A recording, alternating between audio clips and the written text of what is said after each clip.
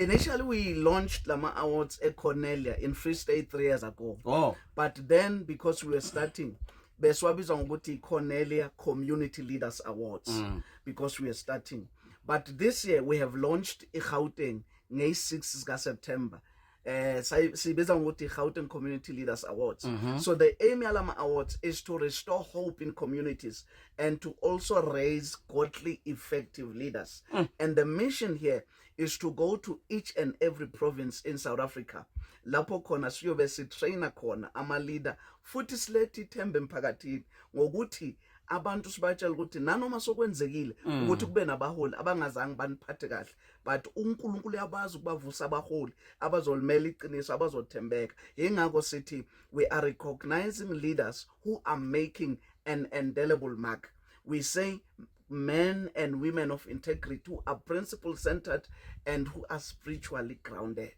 That's our mission. Sithome ngesondweni uchule ukuthi ke kunenge bakwenza kukhona begodi ke bakuhlelileko nekuyinto ehle khulu kwamambala. Ngifuna ke singene nangehlangothini ke le Divine Impact Foundation. Divine Impact Foundation foundation edalelwe ukusiza abantu abanokhono emphakathini. We have traveled as a foundation.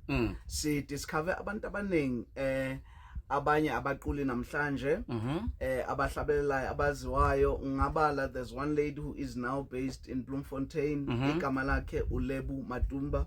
She's doing well with under gospel.